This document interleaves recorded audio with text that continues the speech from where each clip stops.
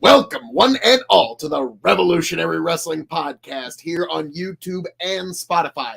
I am the man of the hour, the man with the power, the man that makes the other podcast cower, the prince and potentate of the political parlance, and the lord of the Scottish Highlands himself, your king of extreme, Phil KOE.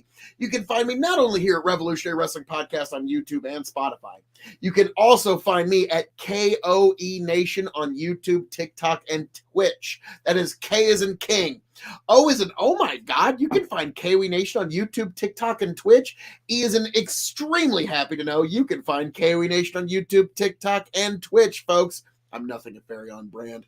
And folks, we are here for our review of Full Gear AEW, folks. Amazing stuff. And I am joined by my indomitable broadcast partner in this marathon, in this endurance contest, the one, the only, the reigning, a defending, 14-time Revolutionary Wrestling Podcast champion, Tony motherfucking G. How are we doing, sir? What a great night of wrestling it was. And folks, as I said on the pre-show, there's only going to be one world title change tonight. And that was in the main event. It wasn't right here, folks, but we will get there. It is I, your 14-time Revolutionary Wrestling Podcast champion, quadruple distilled, non-chill filtered, and I am on TikTok, Tony the Rod 2.0, and I'm sipping on a nice blend of bourbon and rye. How we doing, folks? We got through this card. It was a fucking journey, but we're gonna talk about it. So, without further ado, it's true. It's damn true. Your champion has retained. It was close. It was closer than it should have been, but it happened in the end. Here we are. No good rapscallion ne'er-do-well. Tony G walks away with the title again. I got to give it to you, T. This one was a little closer than I wanted it to really be, if I'm being honest. No, that's totally fair. There was some stuff that happened on this show that, I'll be frank, did blow me a little bit away. There were some results that I didn't think were supposed to go the way they did, and they definitely did. So, I don't know. Oh, there was about 20 minutes there where I thought, God, I'm actually going to win the title here. There was, despite all my picks, I was thinking, yeah, I'm going to win the title here tonight. This is happening, folks.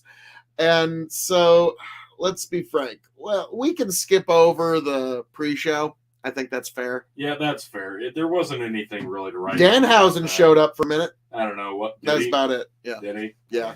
And Eddie Kingston had something. I think Eddie Kingston lost. We watched it on mute. Yeah, I couldn't have cared less. I'll be honest with you. It was an Eddie Kingston match. So.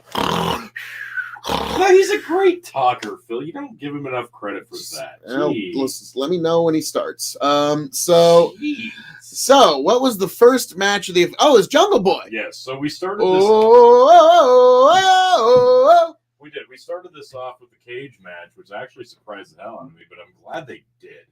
Now, I gotta say right out of the gate, these two guys put a lot of effort into this thing, and I wish they had somebody else other than themselves to agent this thing because they had a good formula, but then it kind of fell off the rails. They went to the blood spot right away. Right away.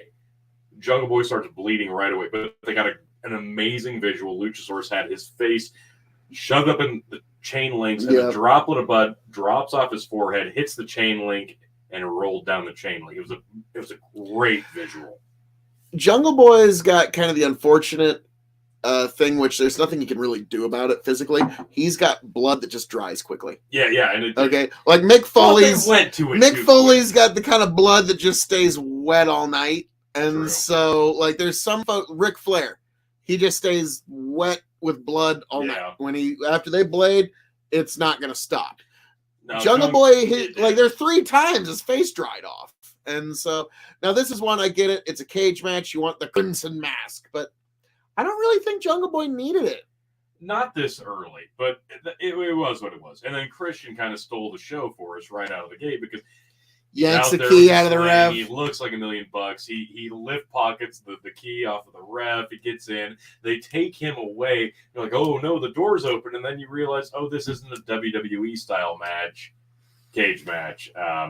So leaving the cage means I was about to say, so technically by WWE rules, I picked up a point there because Luchasaurus's feet touched the ground first. So yeah, they immediately go outside. The match isn't over. They pull out chairs and tables, and this, honestly, the match came to a screeching frickin' halt for me at this point. It didn't need this because you had plenty of other matches that they could have done the same spots. This felt pointless. So, but the Canadian Destroyer off of the chair was cool. That was, you know what, and I hate the move mostly, and the chair shots were stupid, but typically, I hate it. This one wasn't bad. He did use the chair to get into the flip, to hit the Canadian Destroyer, and then hit an impaler on the chair onto Luchasaurus. It was actually a seamless little combo of moves, so I can't begrudge him for that.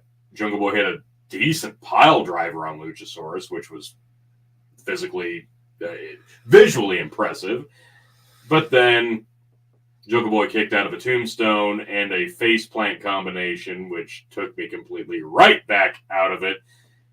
And I liked it, but he shouldn't have been it should have taken him a little longer to get the pin or something. Like normally that would be a finish. Well, you would think, but Jungle Boy kicked right out of it because apparently he's impervious to any of those things. And then when they do get out on the floor, they do a couple of neat moves for a second, and then the table gets brought into yeah, they bring the table in. He plants Luchasaurus on the table, kind of hits him with a chair, takes his time, climbs up to the top of the cage. You think it's going to be a splash. Should have been a splash.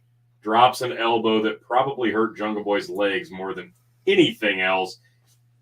And then instead of going for the cover, he rolls it into a submission and Luchasaurus taps out. Huh. Why? Yeah, well, no, the elbow drop was he thought, I'm just going to drop just an elbow. Right. So only his elbow goes across Luchasaurus on the table.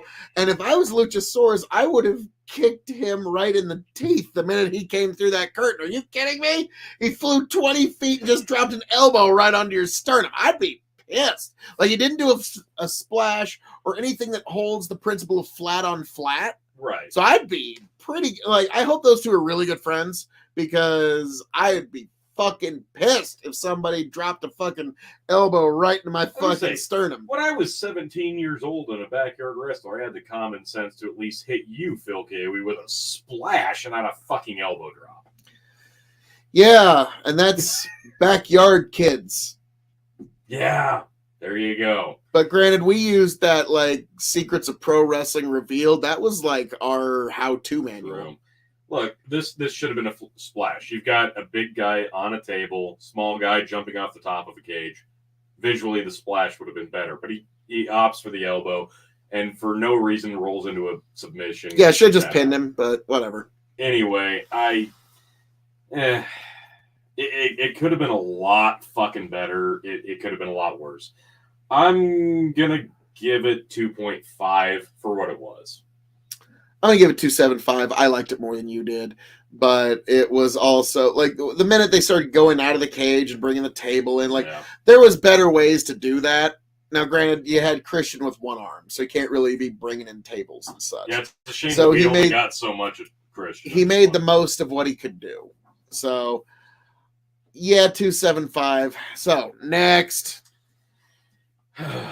Thank God we get this out of the way quickly. Then we go into the trios title match, the Elite versus Death Triangle. And I'll be frank, I don't have a lot of notes on this. I got to be frank, I was dead right on this one, T. Like, I called it from the beginning. You did. Death Triangle was going to take it, and I knew that from the very minute. You called this one. Because that's Tony Khan getting to say, see, I didn't reward them for what they did to CM Punk. So basically, after Now you can get it next week on Dynamite. So after like 15 minutes of the gym routine, Cirque du Soleil, nobody knows who's legal, nothing fucking matters. Then you had Pac slip. Tony, just okay. Be honest. Yeah, I'm sorry. I'm so honest. Okay. I'm so honest. This was stupid. Okay. Look, and here's the thing. They played this like the Elite were the baby faces, even though last time you saw them, they were all fucking heels. And we all know what's been happening for the last 6 weeks. Yeah, that's been getting kind of fuckered up lately. So they were heels when we last saw them. They've been gone for 6 weeks. And what they've done since then, the reason they've been gone 6 weeks would make the crowd not like them. But no, they've come back as baby faces. So eventually Pac slides Phoenix a fucking like chisel hammer like seen him the Shawshank Redemption, and he hits Kenny Omega in the head, and we get a surprise Death Triangle Trios title retention.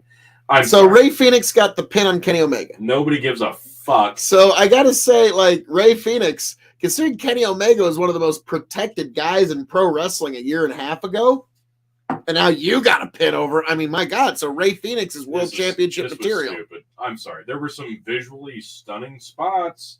Nobody knew who's legal. The match was a fucking shit show. Don't care. The trios title is dumb. And everything about this, I hated. So, remember back in the backyard where we thought a trios title would be a good idea? Yeah, when we were kids. Yeah, when we were teenagers. There you go. Yeah, when we were like 12 years old, we thought that was a good idea. So I gave this 1.75. Mark, what's your excuse? I couldn't even give it 2 stars. I'm sorry. I don't care. Pac has the same match every time. Penta has the same match every time. Phoenix, I actually enjoyed. Nick Jackson, I don't mind. Matt sucks ass. Kenny's good at the stuff that Kenny does. And this was all just Cirque du Soleil bullshit. So what'd you give it? 175. 175. Yeah.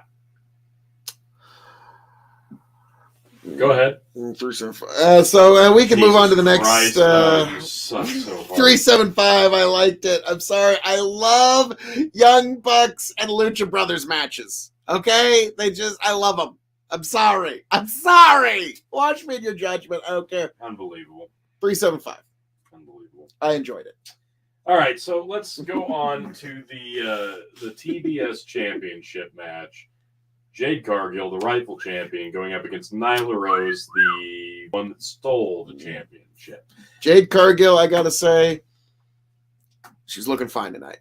So if you're a Thundercats fan, definitely check this out. Jade comes in with the leotard and Nyla Rose was present. Phil, you're forgetting something highly important. The entrance. Oh my fucking God. That offended me, and not in the heel heat way. No, I don't want to fucking see this way. Nyla Rose coming out with Vicky Guerrero. Rider with the suspension, with Vicky wearing the "I'm your mommy," and Nyla's got the title she stole, and they're doing. Oh my God, it was the worst. It was the fucking Nyla's worst. time was in 2020, and they didn't pull the trigger on her right, and so now she's just another one of the wrestlers. It was so bad. And then the match starts, and here's the thing. Jade Cargill, when she debuted, we're like, okay, this chick is awkward in her interview, but she's confident now. In the ring, she's green. She's got potential. Greener grass. She has come a long way, and she somehow managed to get an almost not awful match with the awful Nyla Rose. Now, this is not something you should sneer at. I'm telling you, Jade Cargill, she put it together tonight. Everything she did was fantastic. She looked like $1 million fucking dollars. The cameraman, I'll say, you definitely opted for the wrong angles at the wrong times for the audience, but that is what it is. I won't get into details on that. But eventually Jade hits the finish. 1, 2, 3. The undefeated streak continues. I have no qualms here. 2 stars. 2.25. I'm gonna go 2.5. Really? It was right in the middle for a female, for a women's match. I'm gonna be honest. In AEW, they're not good. They're generally not good. No, AEW generally has one of the weaker women's divisions, but they had some strength tonight. Yeah, so Jade Cargill is one of the few women in the entire promotion that's been promoted and right, and she's been pushed right.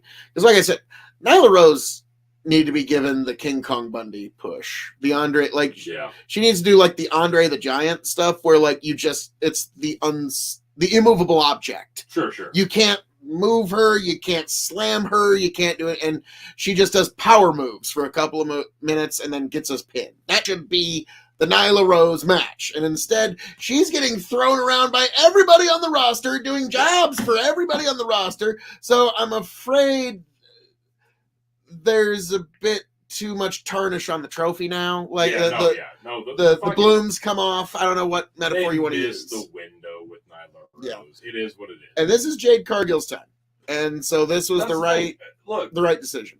At this point, Britt Baker has left the spotlight of the true holder of the women's championship. So Jade Cargill is the only true megastar on the women's side of things, and I think the sooner they get the world championship on her, the better. But I kind of like the slow play at the same time. She's got the ability, she's got the charisma, and most importantly, she's got the look. Oh, the look is tenfold. She's got it, and the charisma. There's a reason WWE wants her. Oh yeah. Okay, and it's because she's got all. She checks all the boxes. At this point, she's the total package. Yeah, she checks all the boxes. Push her to the moon, because again, you could have. I mean, she's easy on the eyes, so you just as well keep her on the camera. So, agreed. Yeah, so 2.5 for me. So, moving right along. What was the next match, sir? Yeah, let's move right along. One that I want to just. He's pouring the turkey 101, folks. He's got to get through something. What was the next match? Coming up next, the Ring of Honor World Championship. I got this right, but Claudio Castagnoli. No, it was not Claudio. We knew it was not going to be Claudio. So Sammy Guevara, right? Okay, it was not Sammy Guevara, even though I said he'd be a close second. Okay, then surely they put it on the classic Ring of Honor champion Bryan Danielson, right? It wasn't Danielson either.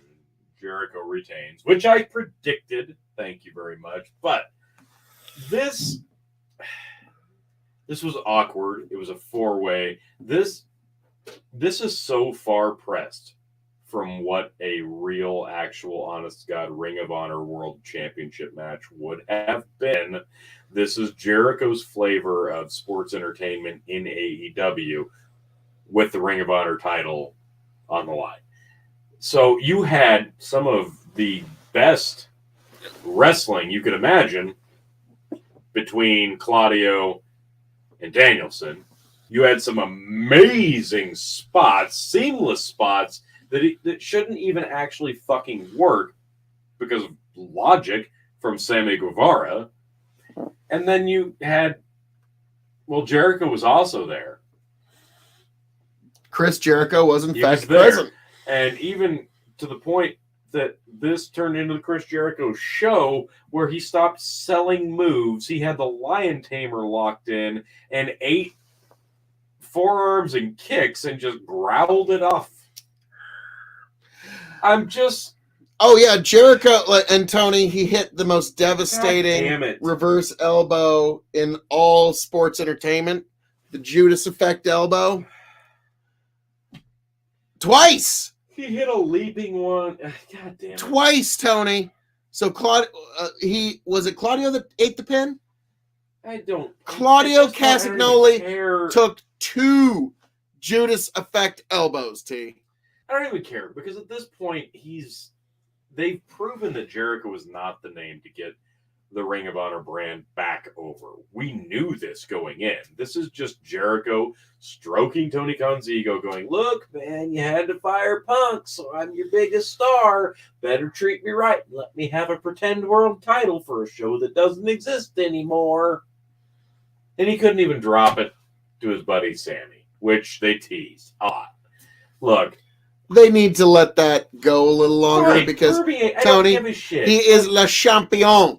Okay, no, he is le champion. He deserves a long reign because Jericho sucks. Sorry. Tony, he's that young up and comer Chris Jericho, so he needs the young up and comers championship. Like you got Tony, give him credit. This is kind of a weird but still effective midlife crisis. You've got one. Jericho's got, no, this is the belt for the up and comers. I got the up and comers title, right? You've got one of the most respected Ring of Honor champions still on the roster since Punk's gone. You've still got Danielson, and what? Oh, Samoa Joe. You've still got Danielson, and this is his 4th loss to Chris Jericho. So at this point, Danielson's got to be going, okay, I'm glad to eat pins, but even this is getting old for me. What the fuck? No, I'm sorry. I can't get behind any of this. Whatever. Chris Jericho wins. The match wasn't awful. I'll give it 2.5. It was a pretty good match. I enjoyed it. It had its really high points. It hit a lot of things that I enjoyed. Claudio did great. Sure. Okay. 325. Fuck you. 325. Okay. Anyway, Jesus Christ. On. So let's. If you've noticed, AEW is where Tony and I have the most difference in our reviews. It wouldn't be so different if people actually knew how to agent matches. Just saying. They have William Regal. Yeah, they need more. So moving along. They need like 3 William Regals. I'm gonna pour one out for my homie, and I'm gonna pour one for myself. Oh, I hope Paige learned her lesson. Maybe you shouldn't have come back because I think Phil, you're right. She's probably re-injured. Well, when she was like down like this, and she was like, she had a look of fear on her, and like the first thing it told me is like, okay, she had some sort of issue with her spine because they went home very quickly, suddenly, yeah. And it made no sense. We were both like, what the fuck? And like, I'm gonna be honest with you, Paige looked like she had the fear of God in her. So here's the thing, like Saraya and Britt Baker. Well, hang on. For those who don't know, Saraya Paige broke her neck years ago, had a stinger where Sasha Banks kicks her in the back of the neck in the house show, and a stinger is where you lose the feeling in your limbs for a few minutes, and it eventually comes back. But yeah, stingers are terrifying to people that it happens to, and I don't think she had a stinger in the ring, but I think she had something that was marginal happen. Yeah, and that's the thing. Like, you watch this, and you go, okay, we said this on the pre-show. Like, you're watching this going, I'm a little fucking nervous even watching this. And we were.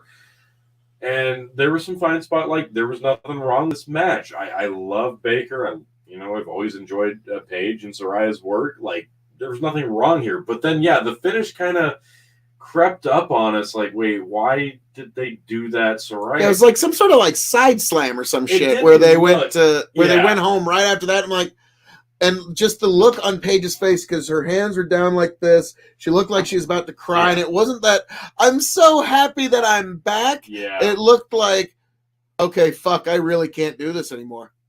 Yeah. Like, that's honestly, like, it was awkward. Like, do you remember when Stone Cold and The Rock wrestled at WrestleMania 19? Yep. And, like, we didn't know it. We didn't know it at the time. But when we went back and watched it, it was like, oh, God, you could just see it. When that final bell rang, he was just so relieved. They're like, oh, my God, I didn't hurt myself. Yeah. And, like, so that was kind of similar body language I was getting from Paige, Saraya, whatever you want to call her, tonight. So I would not be a bit surprised if that's the last time we get in a ring. Yeah, it did. It was sudden. It was unexpected. I mean, we knew she was going to get the win, but yeah, it kind of came out of nowhere, and her body like, after the fact Was fucking weird. it was really off kilter because you would expect that this woman fought her way back, waited, bided her time, finally got cleared, came back, and won a match on a pay-per-view. She should be over the moon ecstatic, and instead it was just thankful to be alive was like the vibe we were getting. So Saraya gets the win, but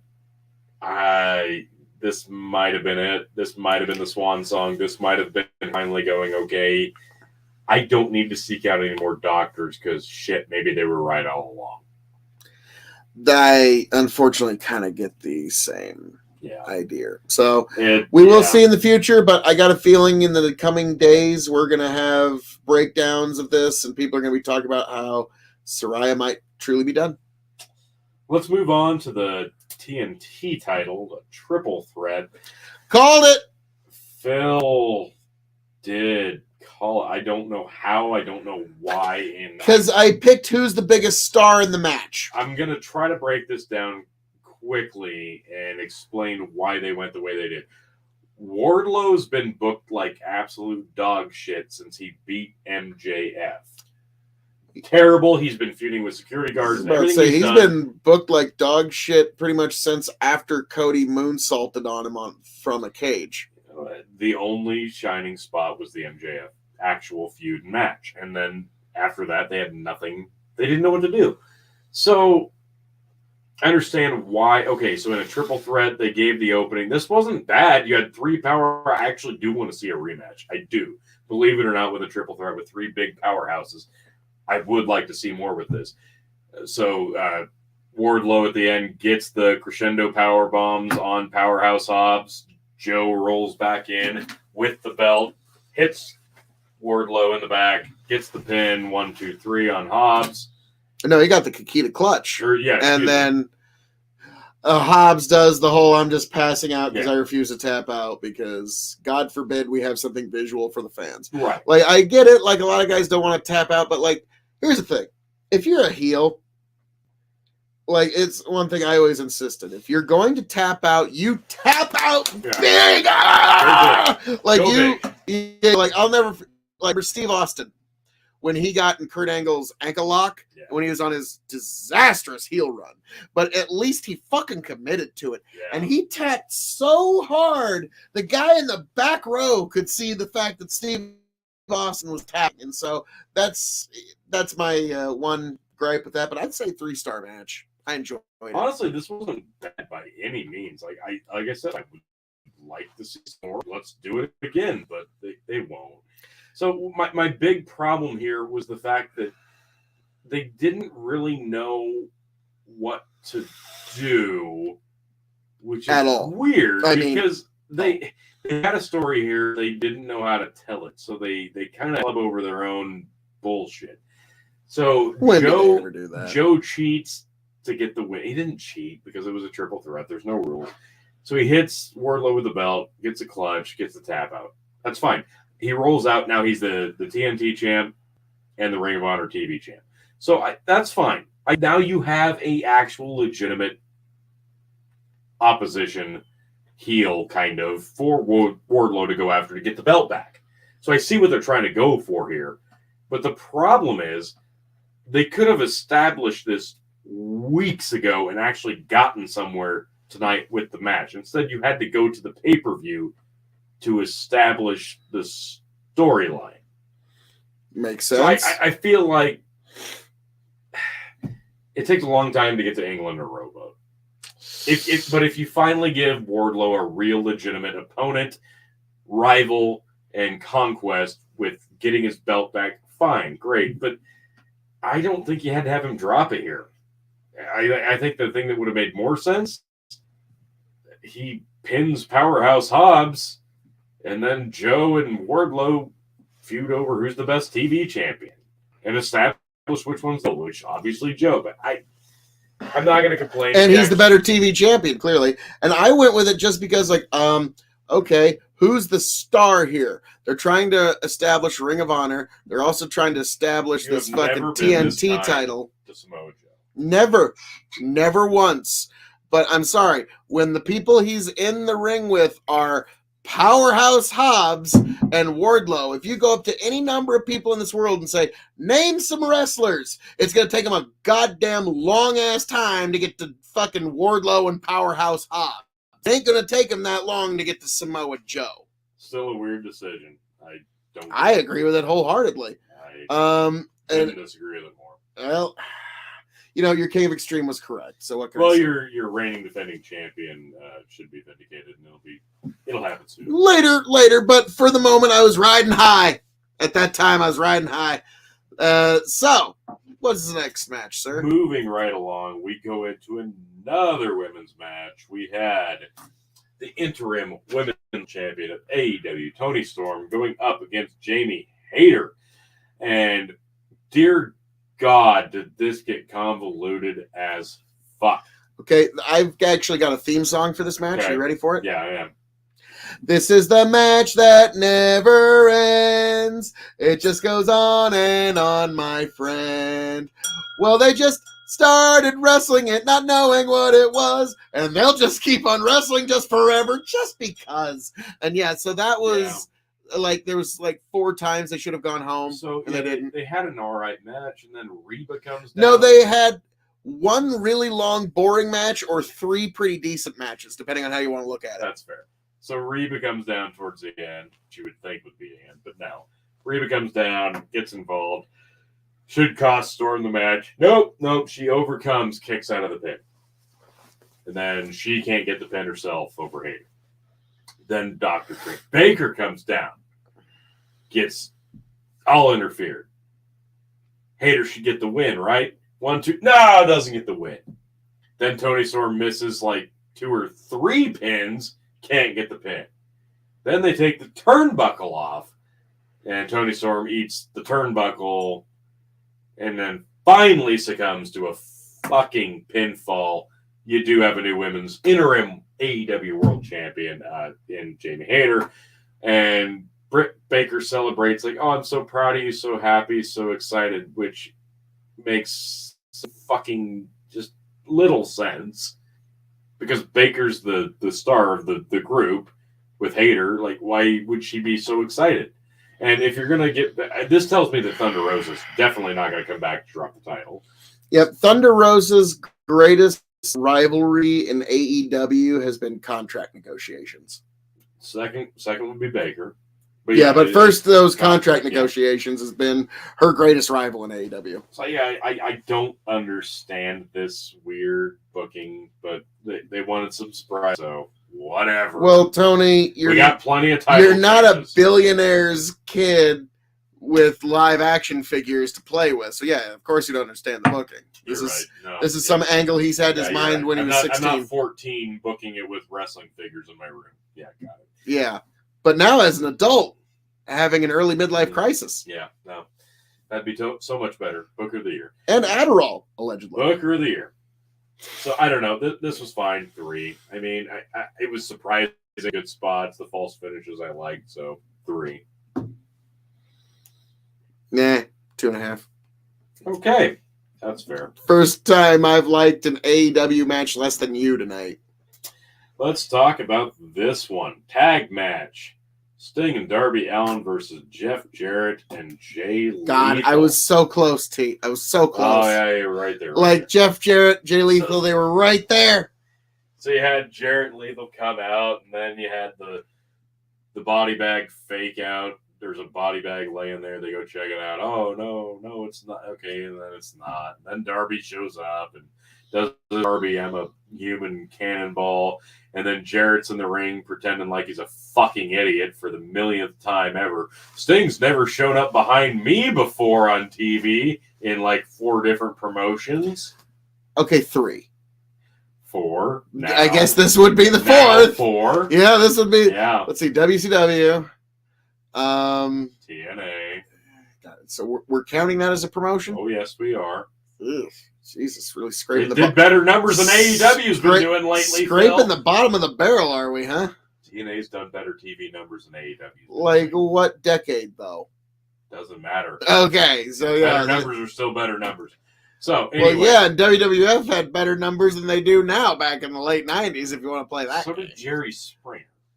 So I don't think Jarrett and Sting were in WWE at the same time, but No. I'm sure that Steve and Jeff have been in the same, like, oh, my daddy's promotion Nashville or something like that. So They probably cross paths in Mid-South or NWA. Doesn't matter. Anyway. So Jarrett's, oh my God, Sting's behind me. And then we get into this match, and it was fine. Sting does this, I'm an old man jumping off of shit. And then Indian almost shows up and eats a... Jesus Christ. Darby does a coffin drop off the ladder. Sting tries to do the Scorpion Death Drop. Well, no, like he catches Darby. Oh, yeah, that's right, off the stage. Well, he almost caught Darby, but Darby almost broke his legs. Yeah. But then... I'm sorry, this match sucked. I enjoyed it. This was shit. For any WCW or TNA fans, this was a match. I was a TNA fan. This match sucked. I'm watching Jeff Jarrett, Sting, Jay Lethal, and Sanjay fucking Dutt. I was a massive TNA fan, and this match sucked. I was a massive WCW fan. I just liked seeing Sting and Jeff Jarrett share a ring again. So that was a real treat for me. Hello, beautiful deed, yanked up. Hey, Yank. Did my stud Tony win? Well, it's right here, baby. Right where it belongs. Thank you. Yes. So Darby and Sting, they did. Oh, and also to the big guy from India.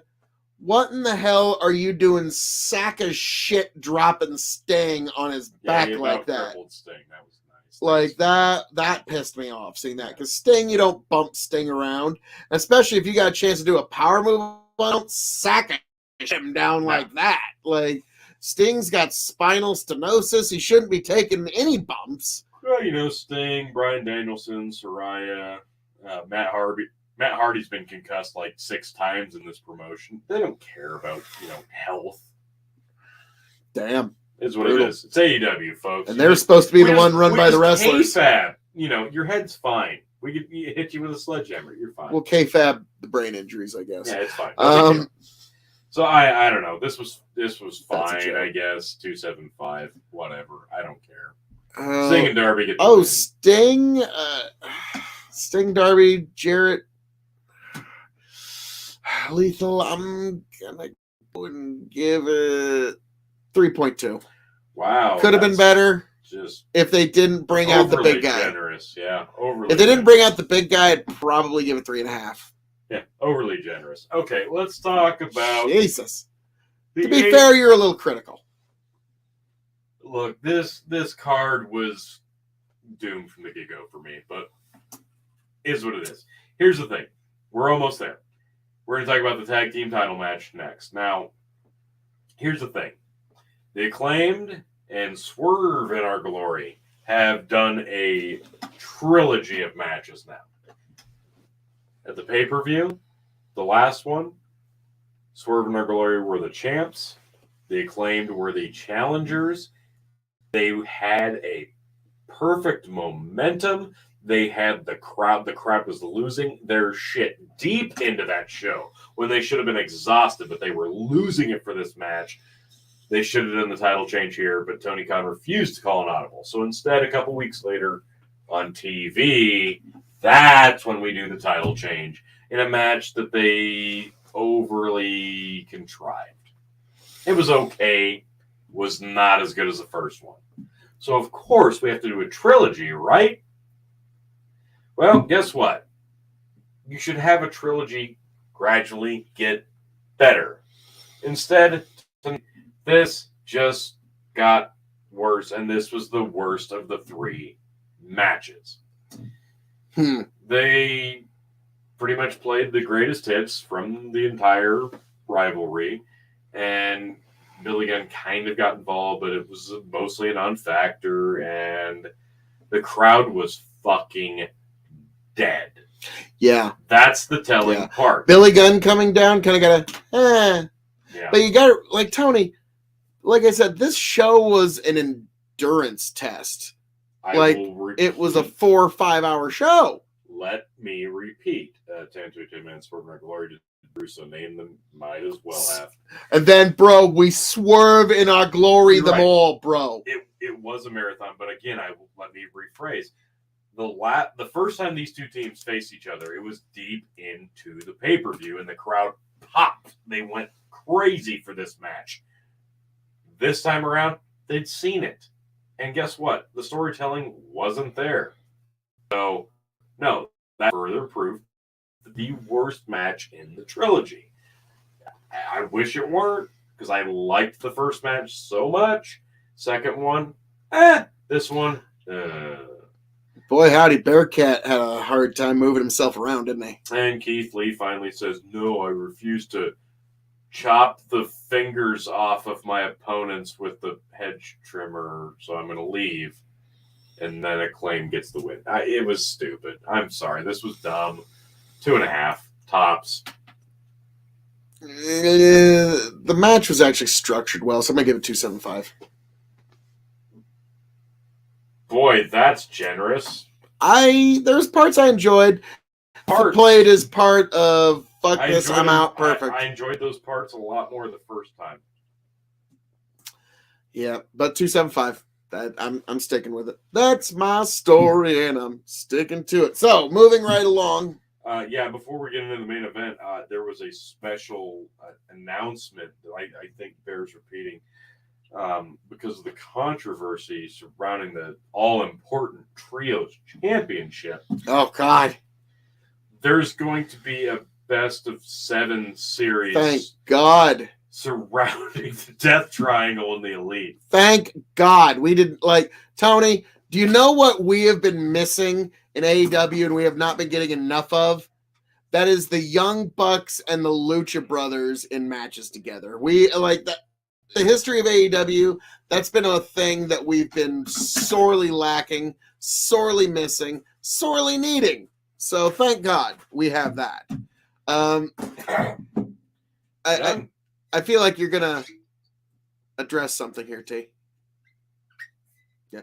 By the way, there's a great comment by Tantui 10 Man, which I have to agree with. Tony G. 10 Man's a bitch. Tony G fears Phil KOE. Tony G does not fear Phil KOE. Tony G retained the title, and Tony G's about to break it down for you. Motherfucker, kicking send his Uber out. I've been napping all night. Yeah, you can fuck off. Anyway, let's get down to brass tacks. Hey, chicken, fuck you. Let's get down to brass tacks. Here's your press scrum for the evening. Kenny Omega, Matt, and Nick Jackson. Fuck the three of you. You're going to run this company into the goddamn dirt. I don't give a fuck about your Cirque du Soleil 7-week performance that we're going to get here and get 8 goddamn matches out of between you and the Death Triangle. Couldn't give a fuck less about it because guess what? It's not.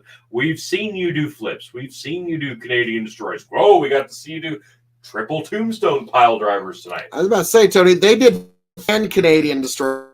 And they did super kicks. A lot of them. I was about to say at least 47. A lot of them. And then they did fake super kicks and then not super kicks, but ended up being to the point where they were super cheapened by the time that Sammy Guevara and other folks got in there. Super. Guess what? Don't care. You are the cancer within this company that will allow it to never fucking actually evolve into something that is an actual alternative. You are fucking worthless. You are terrible. You are shit. I wish Kenny Omega would go back to fucking Japan. I wish Nick Jackson would do a goddamn solo run against somebody with actual fucking talent so he could actually showcase the little bit of thimbleful of talent that he has. And I wish Matt Jackson would become a spokesperson for fucking Stridex goddamn Zit. Fuck this guy. He's a douchebag. And fuck his YouTube channel. Fuck everything about Matt Jackson. He's a goddamn douchebag. And everything he does and fucking says is the worst piece of shit that has crossed my stream this year or any fucking other since AEW has become a company. Fuck Matt Jackson, fuck the Bucks, fuck the Elite, fuck Omega, fuck all of this. I don't want to see your best of 7 series. It's dog shit. It sucks, and I don't fucking care. But no, instead we're gonna goddamn bury CM Punk, the one chance you had at a star other than Chris fucking Jericho, who's so far up his own fucking ass that he's the greatest Ring of Honor world He's Le Champion. Oh, the champion of Ring of Honor. Oh yeah, no. Now you've run off CM Punk. The one shot you had to be the one shot you had. And now it's all about you fucking 3 morons again. Congratulations. You are the epitome of ruining a company while starting it up. Congratulations, you fucking morons. Tony, I feel like you're kind of holding back there. Tell us how you really feel. Fuck the Bucks. Fuck Omega. Fuck your shit. Can't wait to not watch your best of 7 series. Thank you, fuck you. Next. Yeah, so, folks, enjoy. We now move on to the reason why we all cared about this event in the first place. Yeah. Maxwell Jacob Friedman versus Jon Moxley. Yes. And this was truly, like, I don't know if you would call it a double turn. It was because not a double turn. The fans were predisposed to liking MJF, and they're predisposed to kind of to Moxley. So here's the thing. I went in saying I think MJF's going to reestablish himself as a heel because he's been playing a babyface even though he is a heel. And this makes no sense. It's stupid. So the firm's going to turn on him or Regal. I said that on the pre-show so I can get an extra bonus point for my own sake. That, yeah, Regal's going to turn on it. This was a Jon Moxley match that MJF endured to get to the bell. Yeah. Moxley. Somehow Moxley even managed to wear tights that made him look even douchier. Wearing maroon tights and I don't know, looked weird. Meanwhile, MJF Plumber Moxley, like it did look like that tonight. Meanwhile, MJF's wearing like Greg the Hammer Valentine, Ric Flair style, goddamn old school tights, looking like a fucking star. Because he knew he was going to be winning the belt tonight, and this make it look good. And it's about time that they put the belt on him. We didn't need another Moxley run, to be honest. I kind of get why they put the belt on him, because it was just kind of a random call and audible and put the belt on a star that can work some matches because Punk is gone. They did some good spots. I mean, the pile driver through the table was sudden. I'll give you that. But this was the typical, prototypical Moxley match without the blood. It's not a death match, but we're still going to get all my garbage shit in. Like the Rhino pile driver? The Rhino pile driver through the ringside table? Bad. I liked it. It was unnecessary because this was supposed to be a fucking wrestling match, but whatever. I enjoyed it. And then Regal, did the don't you do it, don't you be naughty. So, and then he gives him the brass knucks a few minutes later. Towards the end, you get MJF reaches into the tights, pulls out the diamond ring, and Regal goes, "Don't you do it." And he throws it away. And then Regal ends up just sliding him some brass knucks. He hits Moxley with it. Gets the fucking bit. We had to get 2 ref bumps in this thing. Why? I was joking with Tony. Do you think we can get a 3rd ref bump? Oh, golly, could we? Please. So that was interesting. But in the end, Regal has turned on the Blackpool Combat Club, which was a garbage stable to begin with. Oh, the wrestlers were good. It was just the way that they put together was awful. Involved in the okay. Let me back that up. Bryan Danielson was good. There you go. Claudio, great. Claudio's there. I love Claudio as a wrestler, but come on, anytime he's in a persona. Anytime he's in a stable, he disappears into the background. Wheeler Yuta's also in it. Wheeler Yuta is present. And Jon Moxley was the world champion and somehow was like the 4th best. An afterthought in the fucking. Somehow the world champion was the 4th best wrestler in the stable.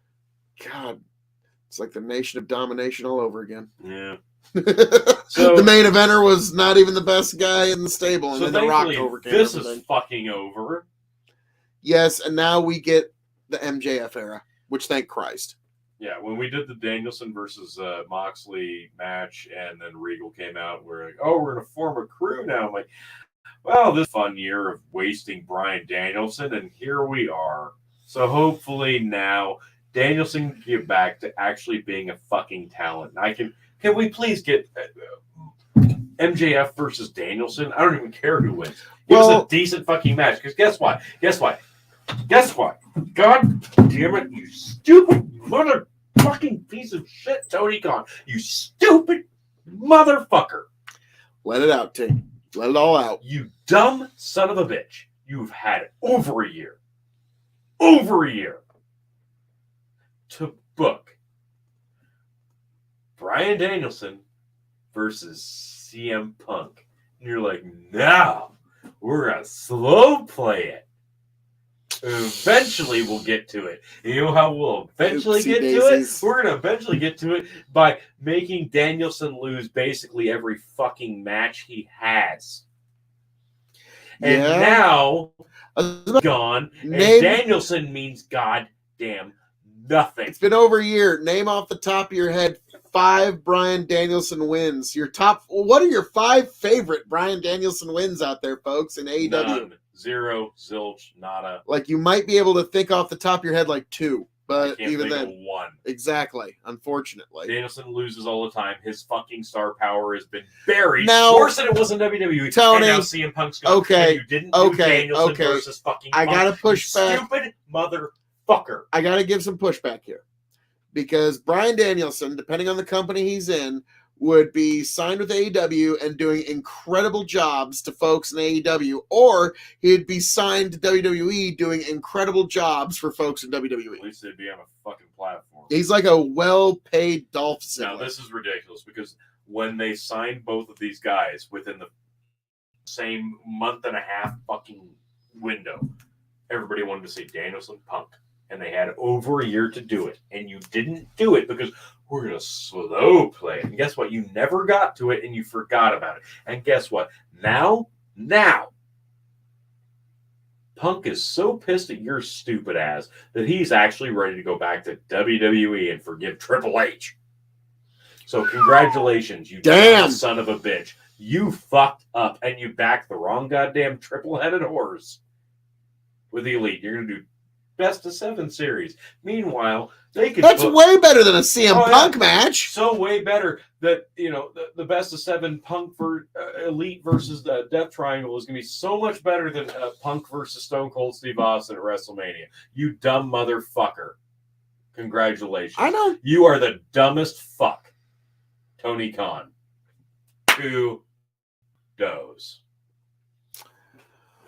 But hey, we did get MJF as champion. So what did you give that? MJF. What did you give that in star? Half, because it could have been better. And it's MJF, so I'm not wrong. 3.8. Okay, there you go. Because should have been a 4-star match, but Moxley was in the ring, so yeah, there you go. Because the thing is, Moxley used to be able to put on 4-star matches when he first started showing up to AEW, but then every fucking match was the same. From the it was basically a hardcore version of the Hulk Hogan Mil Mascaras match, where those wrestlers have their own match, and if you can't have their match, then go fuck yourself. And so Jon Moxley has the Mil Mascaras or the Hulk Hogan match, except for it involves furniture. So T. AEW Full Gear. Highly disappointed in the fact that I'm still champion and MJF is rightfully, finally, the one that's going to carry this company, because they fucking shoved Punk out the goddamn door, backed the wrong horse. At least they got one thing right. MJF is the clear and decisive person to take this company into the new horizon. And if you're smart, to the next level, you will not fuck this up. So it'll be fucked up in 4 months. Zero fucking doubt that you will fuck this up, Tony Khan, you stupid bastard. I wanted Danielson Punk, and you fucking had over a year to do it. You didn't do it, so congratulations, you dumb son of a bitch. Make sure you don't fuck this up with MJF. Well, Tony, on that note, folks, as I'm known to say around here, All that being said, thank you for our review of AEW Full Gear, folks. I am your King of Extreme, the man of the hour, the man with the power, the man that makes the other podcast cower, the prince and potentate of the political parlance, and one damn handsome man, if I do say so myself, Phil KOE.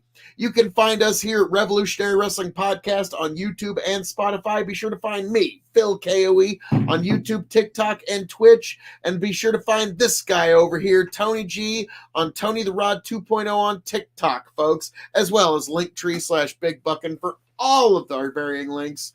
Folks, thank you for being here. Thank you for joining us. I hope every last one of you makes it back to the Revolutionary Wrestling Podcast. Happy, healthy, much the wiser. Tony, take it away.